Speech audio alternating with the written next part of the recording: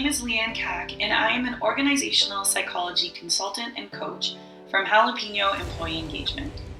I am here today with Rachel Ingham, who is an executive coach and the managing director of Supporting Champions.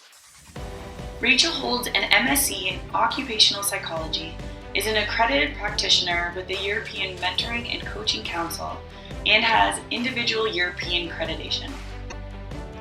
In this spicy hotline interview, Rachel and I will be carrying on our conversation about coaching and its benefits. I hope you enjoy and thank you for listening. What I'm hearing is choices lead to change, and change being very important. Can you tell me a little bit more about the importance of change? Change is a big process. It's almost like a cyclical process in that there are stages to it. We might just be at the initial stage of thinking about a change, thinking about a process that we would like to embark on, or we might be halfway through that change and ready and needing that support, or we might be trying to change but actually falling back into old habits, and that's okay. That often happens, that sort of relapse of behaviour, but it's getting back on that cycle and moving again. And so it change is a long-term commitment. It's not something that can be snapped into. It's like exercise. If you want those long-term benefits, you've got to keep going. Mm-hmm. And that's the process of change.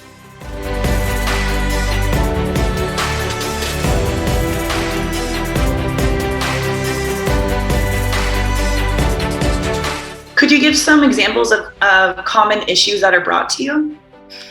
Common issues that are brought to me can be about returning to work, finding that confidence and that energy to reignite and get back into the saddle of work again.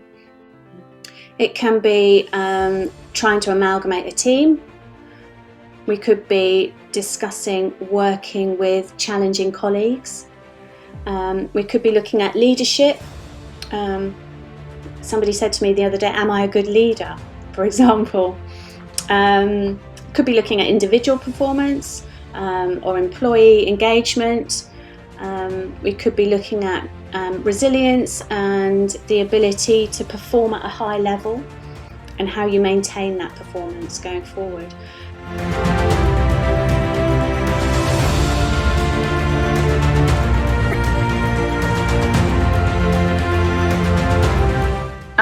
Would you say that there are common benefits of coaching? I think some of the common benefits are greater self-confidence, certainly knowing self better, knowing patterns of behaviour, and identifying those so that repetitious behaviour that doesn't aid development isn't continued. I think it can benefit performance within a company, whether that individual or team. I think it can also take the stress out of life a little bit. If you're actively balancing your life, then life becomes a little bit more manageable. Mm-hmm.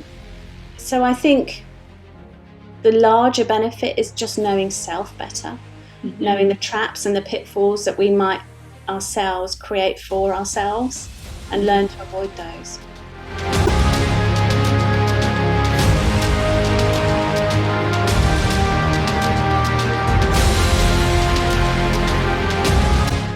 Can you describe to me the importance of choice in the coaching context?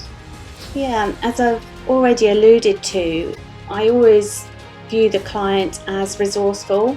They may be stuck with a situation or a series of issues, but they have the capacity to resolve them once we've unravelled everything. It's a bit like a ball of wool. We're all tied up in knots, but eventually we can unravel and create that linearity of the wool.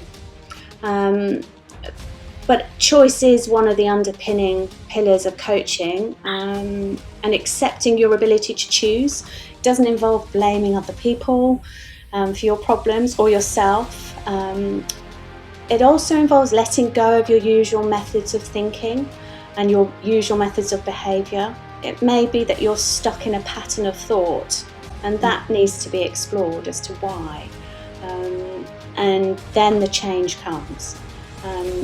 So the conversation needs to be open and honest and candid and stripped back, and sometimes choices are uncomfortable, and there's sometimes something that we know we have to do but we don't want to face them, and those are the conversations that are important to have because they create the change.